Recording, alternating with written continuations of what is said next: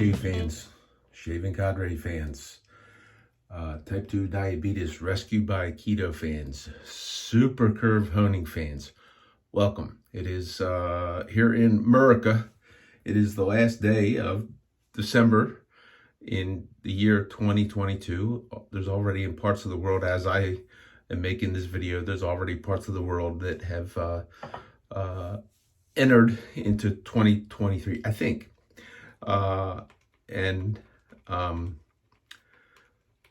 This would, hopefully I'll get the shave up before the day is out. You may, by this point, you may have noticed that my usual leader with the shaving cadre is not there. The reason, I don't have a problem. I don't think the shaving cadre has a problem, and I want to keep it that way. I might say something that skirts a little close to terms of use, and or something that may not necessarily be proudly represented by the shaving cadre.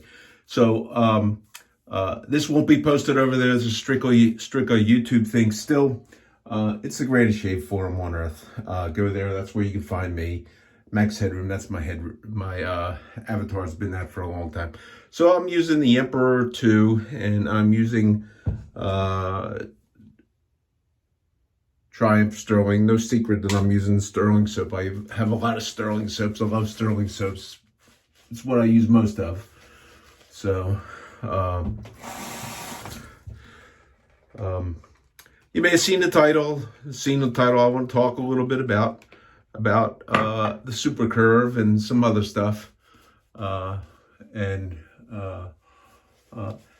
because my YouTube channel is just about me talking about my stuff that I like, stuff that I want to talk about. It doesn't mean anything to anybody else, other than hopefully I've been able to maybe help some people along with some suggestions along their own journey,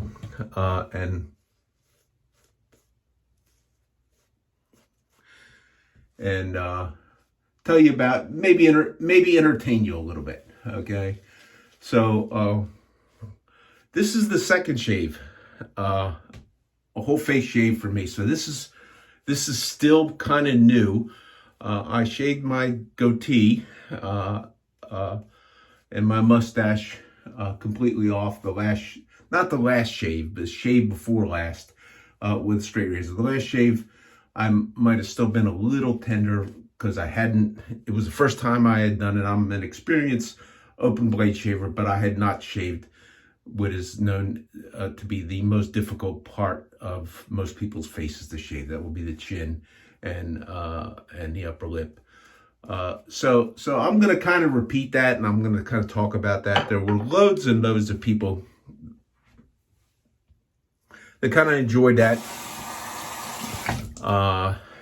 Watching somebody shave with a straight for the first time.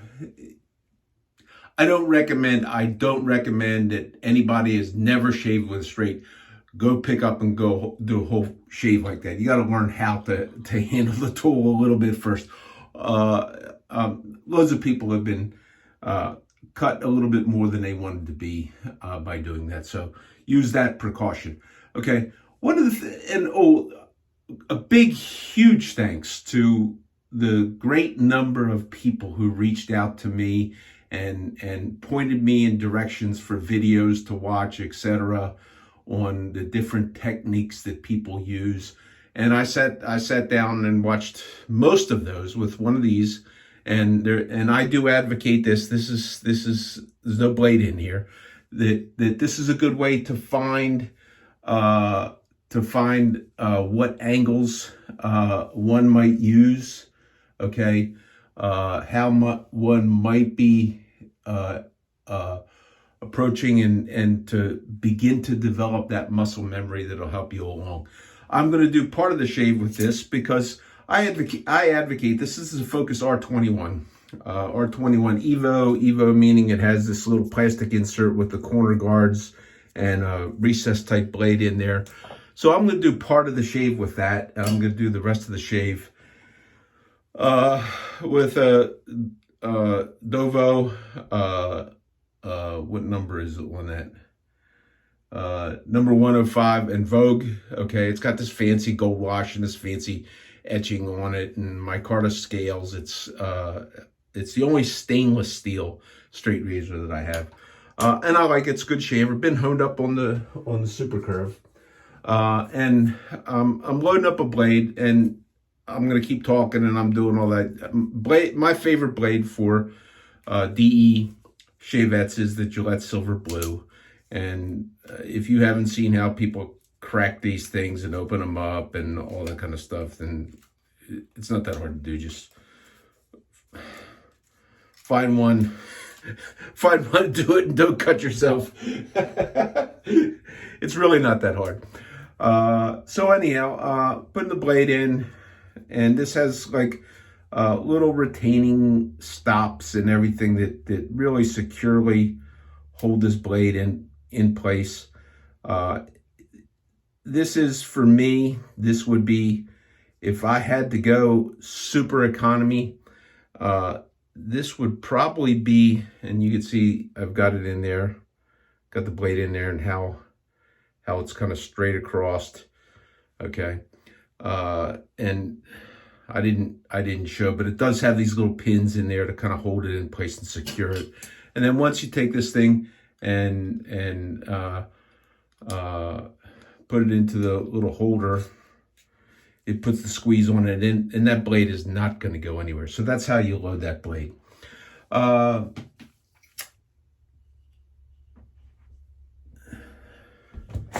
Let's see what happens as I continue to talk.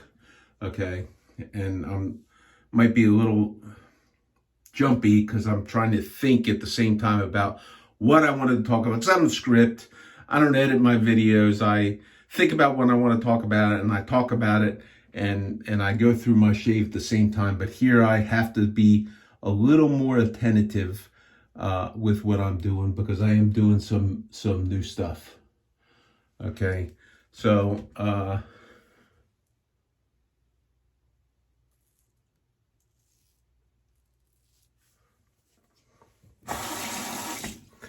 very, very predominantly what I saw was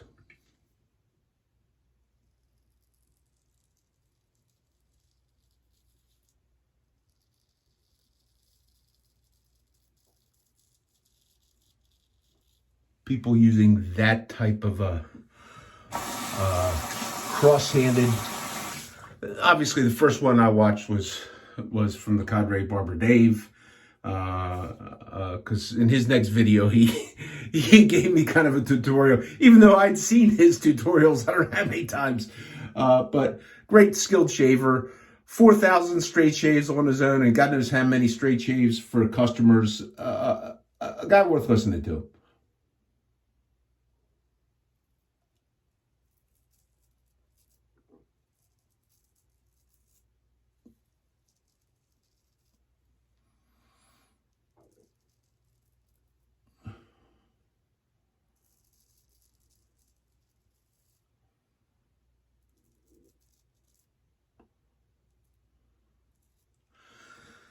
Kind of wishing that I had really looked at some of that before I went ahead and whacked off the old beard. Speaking of which, I got a lot of comments on that too, about the beards and the big stuff and all that. And that's another thing about the Cadre. Okay, if you post a video over there, you have to have a shirt on. Well, okay, which I think is a gentlemanly thing to do. You put a shirt on, you invite people into your bathroom to watch your shave, and you can sit there without your shirt. That's just not me.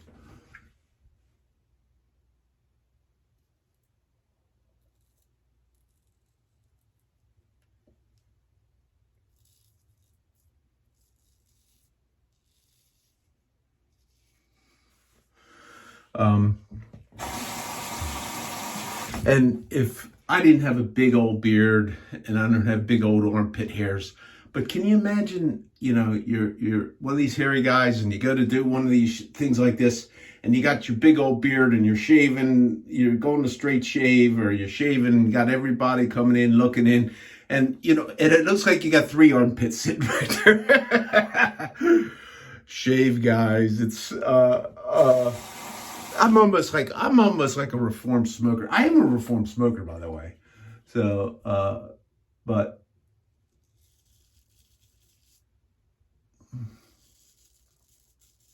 I hate to say it, I did enjoy.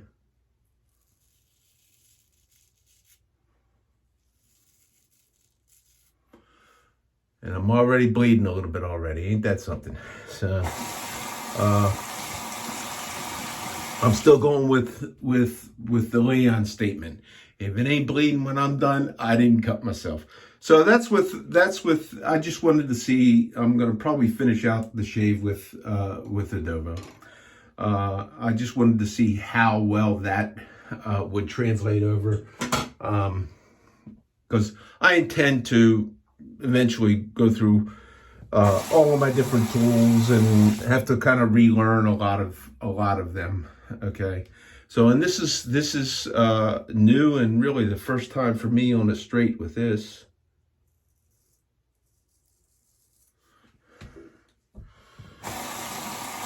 And I seem to think this is probably the second shave on this edge since I super curved it.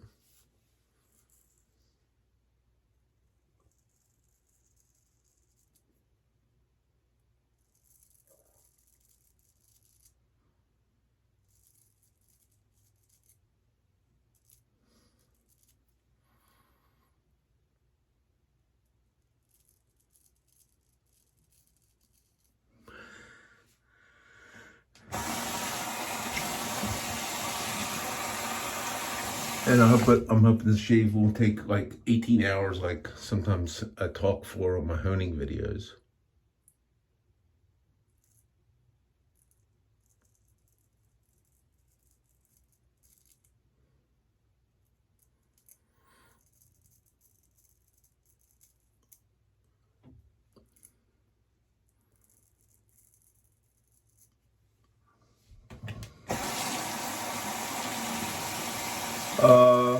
Speaking of the SuperCurve, okay, there's been some developments there.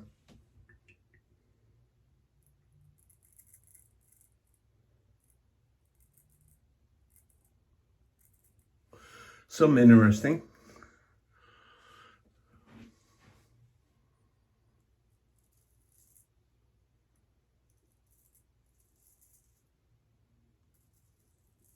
I'm going to really have to practice that cross-handed stuff because that's really the first time that I've done that right there, and it doesn't feel as comfortable as my naturally inclined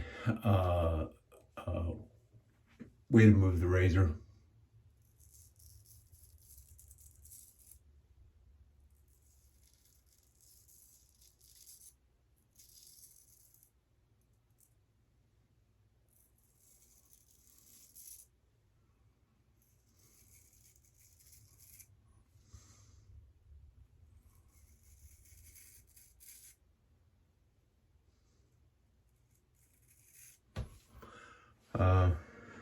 Big news on super curving from Europe. Good and bad news. Okay, and America too. You know, here in America, America. A big congratulations to a new member to the SuperCurve Club. Gent by the name of Gordon Christie. Look him up. I'll see if I can make his channel in. Younger fella, nice guy, really nice guy, dedicated to his family and his shaving hobby,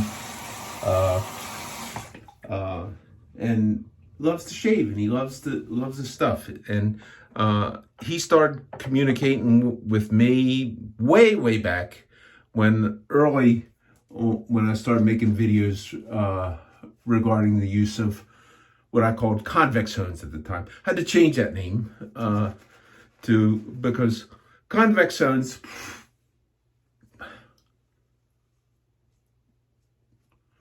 according to one of the Hone Master Superiors is exactly the same as honing off the corner of your stone, okay? And that's a definitive statement that he makes, that you don't need this kind of stuff and it doesn't have any benefit, yada, yada, yada, yada, yada, okay? I happen to disagree with him, but give him the respect. He is an engineer. And engineers generally know what they're talking about, even when they don't know what they're talking about. So you have to give them their amount of space. So he convex hones on the corner and with his skinny stones and all that kind of stuff. I SuperCurve hone with stuff like this. Okay, curvy stuff like that. And I do remember a guy saying, "Are you all telling me that that's going to do anything?" Yeah. Yeah, dude, it will. Okay. And here's the feedback that I've got. Okay. I don't think that anybody, so Gordon's doing it, and, there's two guys now in the UK that have made some videos and publicly talked about it.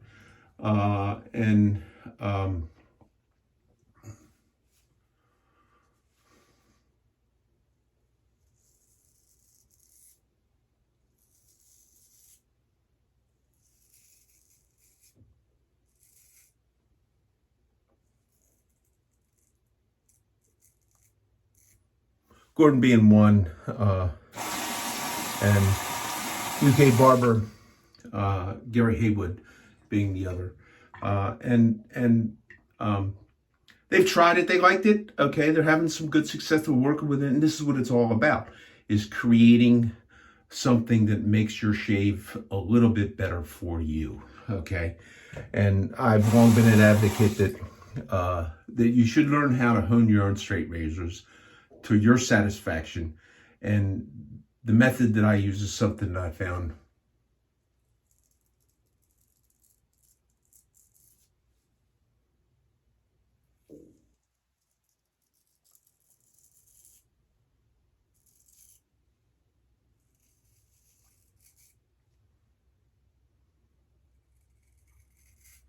to please me.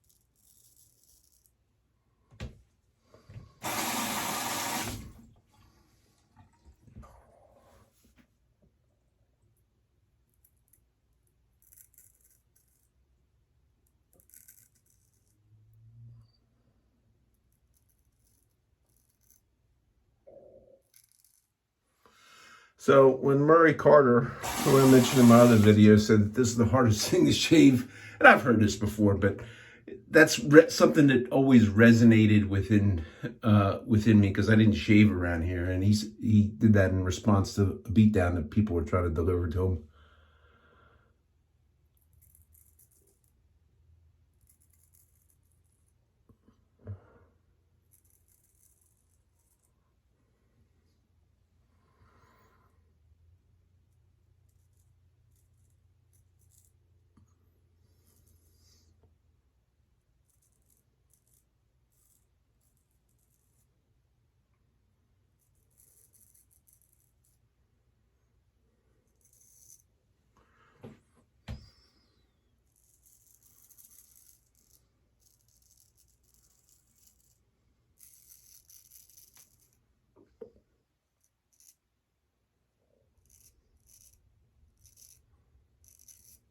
And if you had any method of wet shaving, regardless of what it is, because I did use a double-edged blade on my last shave. Whatever instrument you use, and you have to learn to do that. And I've heard it many times, about shaving the upper lip and chin and people with the problems. And for me, the problem area was always down in here. Still kind of is. Although, I'll go work on what am I doing there.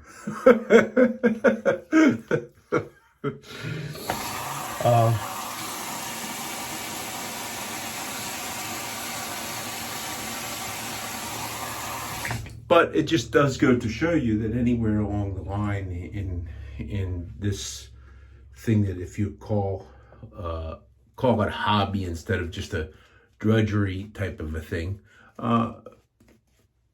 there's room for some learning and some expansion of your experience.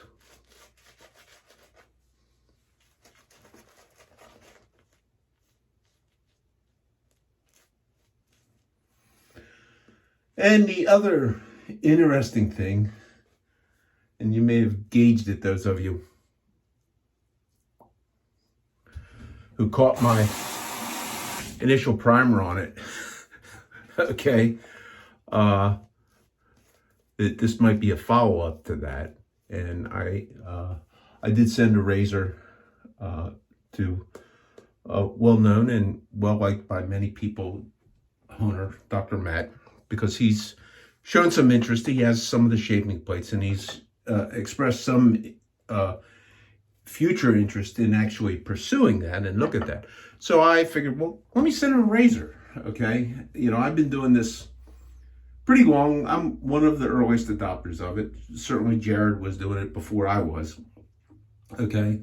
And there's some other people that led me, but I've been working on it with a lot of interesting methods, trying to advance into the conformity of my stuff to the 1840s Grinder's Handbook writings and try to align what I did with some of those writings. And probably the fellow I mentioned, Gordon Christie, he has probably right out of the gate with his first razor, probably more closely aligned what he is doing to that particular writing, because I think both he and Gary have made their final finishing on a flat stone. I have not tried that yet. I finish on something that's still got a curve to it, and it's something I need to try, need to work on. But anyhow, that razor that went out, that's a razor that's been on a field trip a couple of times. That would be, many of you seen me shave with this one. You've seen Barber Dave shave with this one, done on the SuperCurve. They came back, and I do have permission to quote his response. And like I said when I send this out, this is not about who is the best honer. This is about a free exchange of information. And in part of his letter, he says, "Hey, Bill, I shaved with this, and it was a beautiful shaver!" Exclamation mark. I have to say it was the best shaver anyone has sent me to test their edges. That made me feel really, really good. Now, what this doesn't mean, this does not mean, okay, that edge is better than his. It does not mean that, okay? What it means exactly what it says, that out of everything that he's gotten, his opinion, he likes that as the best. And what I'm going to take a gander at saying is that at some point in the time, he will pursue this particular honing method further. I know he's going to do it because that's in an email exchange. For those of you who were interested in for those of you who respect and listen to and subscribe to Dr. Matt, that's what he has to say. Okay, so it's in my mind, it has some validation. On the negative side, let's get to the.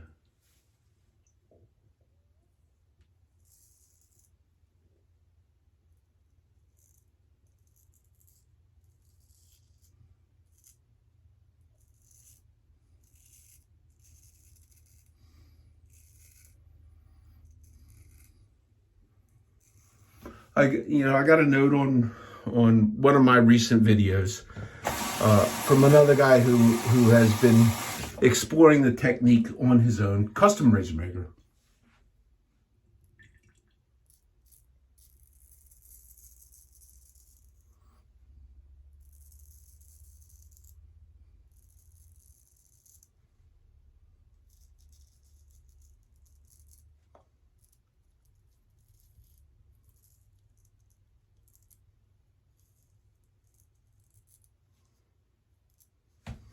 He has played with it for customers of his, as well as on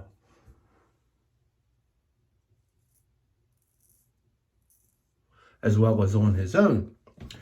And what he found comes as no surprise to me. And this is free and fair. I didn't take his comment down. I don't make any money. I don't have anything to gain or lose from this.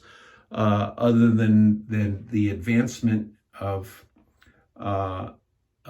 my own personal experience and anybody else who may wish to try to improve their own personal experience. But what he said, and I also had a great telephone conversation with a fellow I met, a shaving enthusiast, kind of minimalist somewhat, but he fancies honing with JNats, and he has tested one of my edges. We had a great conversation, just a really, really great telephone conversation yesterday. But he confirmed that his experience was exactly the same as this fella in Europe, in that the edges shave really, really great in the beginning, okay? But, and he has I've not seen any videos of him shaving. I don't think he's made any, okay? But he describes his beard as being somewhat coarse. And what he said was the same thing I got from the fellow who was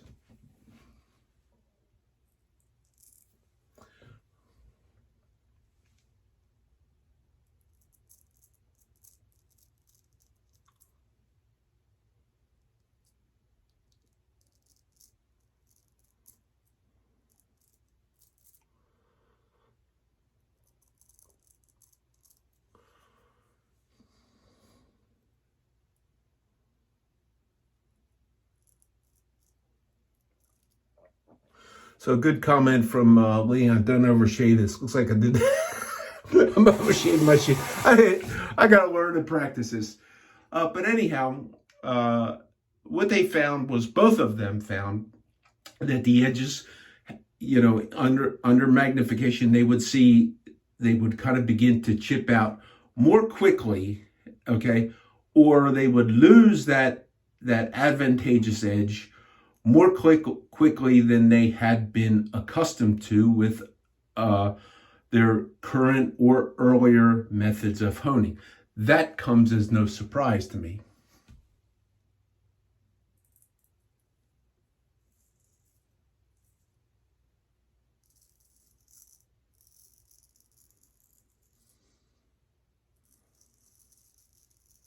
Now, what I have not seen is that chipping effect on my own stuff, okay?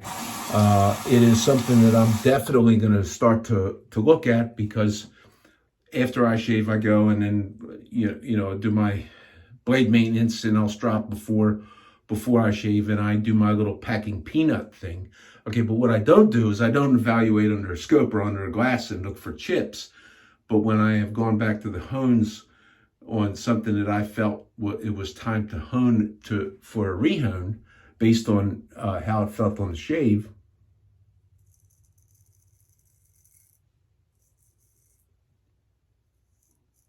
or a razor that I was upgrading my edge from a double curve to the triple curve.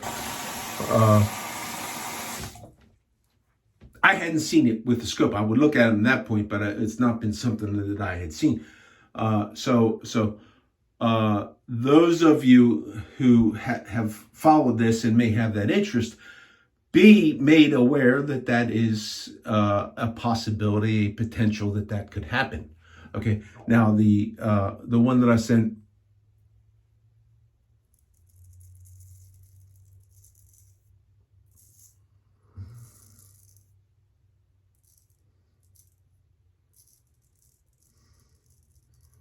to my friend here in the States was a gold dollar. And there are people who say that gold dollars, it's good steel, yada, yada, yada. And you can shave off them, okay? I just don't think it, when I sharpen it or when I do one of the corrections for the little grind away things on the stabilizers or whatever, the metal just comes flying off of there so easy. I think it's soft. That's my opinion.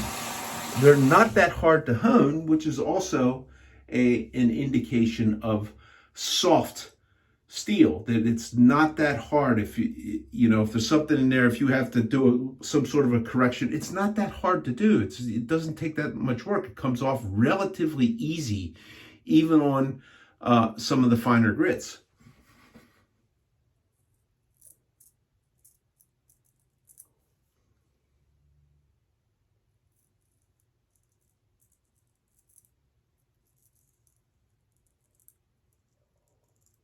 So should that gold dollar, because it's softer, been more flexible? I don't know. I just don't know. Okay, but for me, now I'm not too terribly interested in Excaliburian type shaves. How many shaves I get out of this? Yada yada yada. I'm not interested in.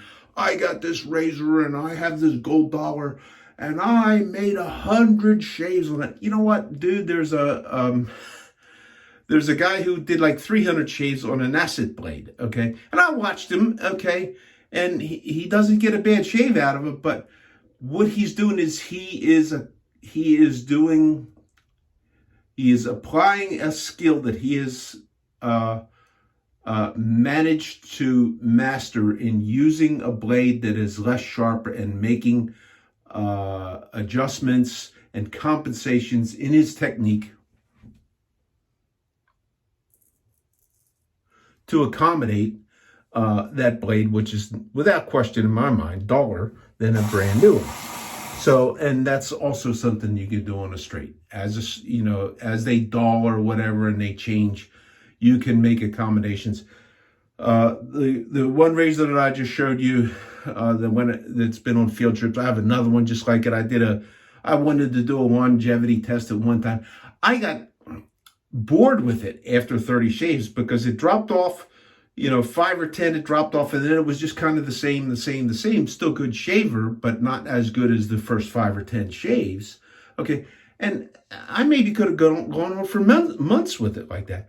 But I buy this honing gear, I buy this stuff, and I want to shave with the sharpest edge that I can possibly, sharpest and smoothest edge that I can possibly create for myself. And when it degrades, I want to address it. And I'm going to rehone it.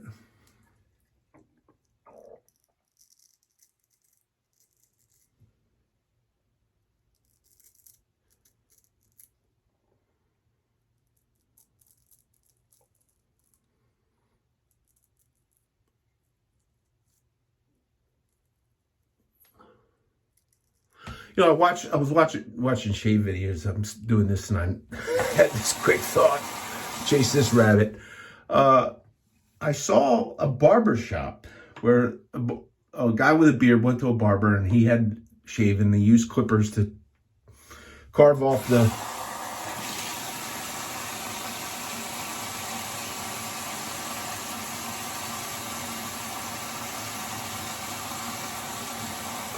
big bulk. Actually, that shave under here is better than usual, but I spent a little more time than I usually do on prep. Got a little spot right here that needs a cleanup.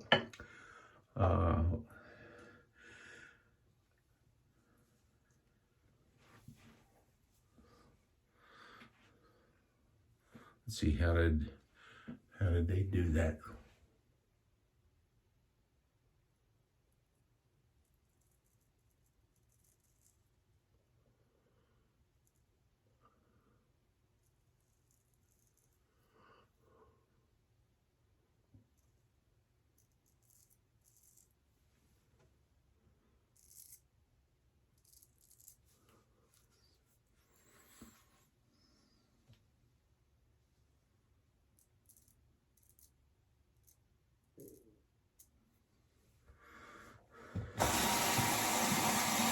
So there's a little bit more work where I need to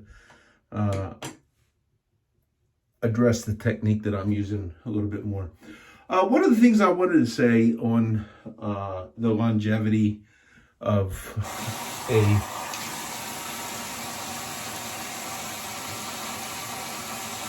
SuperCurve edge, and maybe why I'm not seeing what came in reported. I didn't hear it anywhere else than other than those two, but there may be people out there trying this, and what you should be aware, and you should look at this, and you should try and understand, because if this is something that nobody wants that, okay, but if this is something that can be addressed by something we do, we should learn how to do that together. One thing that I do that, and Jared does a similar thing, okay? I don't strop. I have these beautiful strops, okay? I get crappy strops too. Beautiful, straight razor design strop, Gustave Leloun, razor saber France. Beautiful stuff, okay? Now what Jared does, he'll use a strop like that, and he will put a curved surface behind there, and many times the one he uses is actually one that I made where I mounted Rue on it on this curve, and I sent it to him because I made a couple of those. I have one. Okay, so he puts it behind there, and he strops in that fashion. I went ahead and I mounted, just like I mounted Rue onto one on this curve at 3 inches wide, exactly like the one I sent him. Okay, this is probably the one that I use the most. Okay, this has a Herald strop. I love this leather, I really do. And if there's people stateside that are pursuing this, okay, Jared has these for about 20 bucks. Okay, you can get them. It's a good piece of leather. It's something you can play with, and if you bugger it up, it's no big deal. But since my stropping motion, okay, and in a conversation last night we talked about stropping right after the shave. In my stropping motion, okay, I am not stressing. See if we can. I am not stressing the edge because I'm on that outside of a wheel, if you will, rather than no matter how tight I pull this, okay, and how light I use, any motion on there, you're going to get some deflection down in there. And if you are a fast and aggressive stropper, it's very possible that you could be you have created by honing a curved and very, very thin, somewhat flexible apex area, and it could be that you're stressing that, and that's where chips begin to come in. So that's a thought that I've had, but that is still something that people are working on. Okay, I think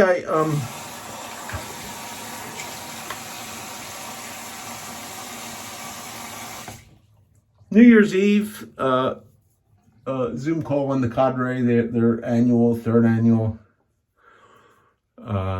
New Year's Eve Zoom call. Now here on the East Coast, okay, so if you're from outside the United States, like if you were one of our friends from Europe, you hit that Zoom call, when we start, you're already in the new year. And there's parts of the world already, if you're listening to it or when you watch this, Happy New Year to you, by the way. I'm seeing blood. You seeing blood? So, Leon, I didn't get cut. Well, yeah, it always gives me a shout out. Look him up, Long Haul Tanker. The guy just loves straight shaving, loves what he does, has a lot of fun with it. And he always has something good to say, little nuggets in his talk that you can pick up. And it's a joy to listen to some of his experiences and his life exposure situations. Okay, I think I'm going to use, I didn't bring any of the normal stuff. I think I'm going to put a little bit of this Sterling aftershave balm on. I usually don't use this. But in the newly shaven area, I'm working on that. So, let's see what else. Triumph aftershave splash, which Sterling stuff has alcohol and scent and witch hazel and aloe, and it's reasonably priced, and I like it. Okay, and this is in the Triumph scent as well. I can't remember what this is the copy or duplicate of. I can't remember. Okay, but Rod Lovin's pretty good at getting copies on a lot of the popular scents that are out there of the day. Also, one more thing, okay, on the SuperCurve honing.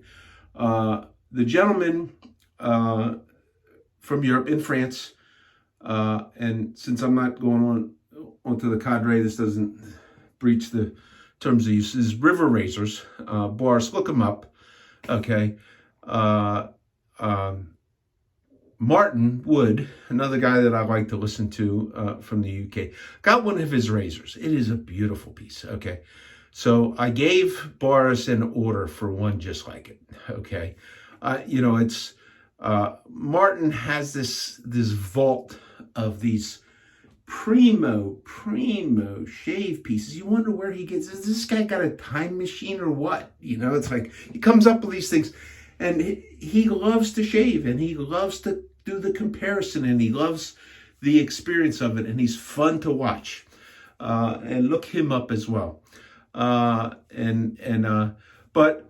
he had Boris make him a razor, and I'm ordering one.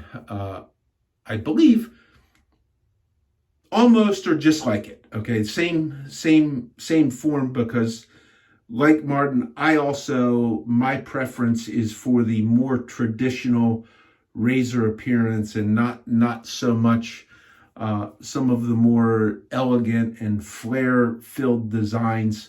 Okay, and he got a razor that was that he called the River Razor 14. I'm going to call mine, in his honor, I'm going to call mine the Martin 14. Okay, now mine might be a little bit different in one thing. Okay, because one of the things, a little bit of black coffee, no creamer in this time, man. I'm still bleeding a little bit. Wait. I told Long Haul I'm not bleeding. I lied. Okay, one of the things that I communicated quickly with Boris about, and I know he's been in pursuit of that. He has been, and he may be, I believe he's got this new steel, okay, that is a high carbon steel that's, I'm wanting to think, does it have some titanium and vanadium in it, which is unusual. It's very, very similar to a steel that I like, which is 52-100, which is a high carbon steel favored by Bob Kramer, knife maker Bob Kramer. I have tools with the 52-100 steel. I like it. High edge retention, great flexibility, okay, but it is a carbon steel. And that's the thing on some of, for modern razor makers at all, and knife makers included, there has not been a lot of research and investment into making new higher performance carbon steels, okay, because the market doesn't demand carbon steel. The market demands performance, okay, but now the market is also demanding for knives stainless steel. So that's where the energies are going to try, largely going to try to do that. However, it is my opinion and the opinion of people who know how to make knives and are more into that, that carbon steel still exceeds the performance levels of even the top stainless steels. But if you are an elite commando on a secret mission, and you're out there and you're ready to open your Amazon box with your shaving goods in there, and you whip out your commando knife and flip that blade open, what happens if that thing has rust on it? You are going to look really, really stupid as you're getting your soap out with a rusty knife. So you have to have a stainless steel knife. Okay, but is that the best Amazon box opener compared to a carbon steel? And now carbon steel, you're going to have to maintain that. And as you stab and slice into that box, you might find that you get a little bit better performance out of the carbon steel. Anyhow, what Boris is going to, I've requested, I know he's looking at this. I don't know if he's got it. I've said, I would love to be the first guy in the United States to have a razor made from that particular steel. So that's my request. That's not a demand, but that's what I'm looking for to get. And like I said, it'll be in the fashion of the razor that Martin requested, and it will be named in his honor, the Martin 14. So I'm hoping that I'll get that and like that as much as he enjoys his. He certainly did seem to enjoy it when he shaved it with it the other day. Okay, so that's it, folks. Again, closing out, wishing everybody a very, very happy new year. If there is something that I may have said that bothers you, please forgive me. My intent is to share information about a ancient honing process that there are a number of people that have had some success in doing. Please look in at the Shaving Cod rating and find me there. It's the only shave forum that they let you talk about this. Okay, which was another thing that I was going to talk about. I'm probably not going to do it. I got on it a little bit the other day with my friend on the call about shave forum beatdowns and how people come swooping in. And he posted a thread and he said something, and it's like right off the bat, all these people came swooping in. Oh, we don't do that around here. And it's like, one of these guys, a couple of these guys were the principals in the shave forum. I think you're being just a little bit too sensitive, and and it's like, we don't do that. It's like, dude, I just, this is why I don't go over to the let's see, what was I going to call it? The Bloviate and Bootlicking forum, B&B, Bloviate and Bootlicking. Okay, because this guy says, "Oh, we don't do that around." It's like, I should, if I was in there, they'd throw me out for sure. Okay, because I would go and find that thread where he went after that handicapped guy, and criticizing him, and they're all out like piling on and having fun on their beatdown like those gangsters from the city or whatever. It's like, guys, you should just don't change it. Amuses me. Anyhow, don't go there. Go here. But if you are there, tell them, what's this SuperCurve honing thing that I'm hearing all about? Put that in there and see how long that thread lives. Okay. So great. Have a great, I'm glad to see 2022 gone by. So COVID 2022 will be gone. It'll now be COVID 2023 for the next pandemic, for the money makers to, try and get you buying some medicine about every 10 minutes. So just have a great New Year, guys. Thanks for listening. Hope you all had fun. Take care. Bye.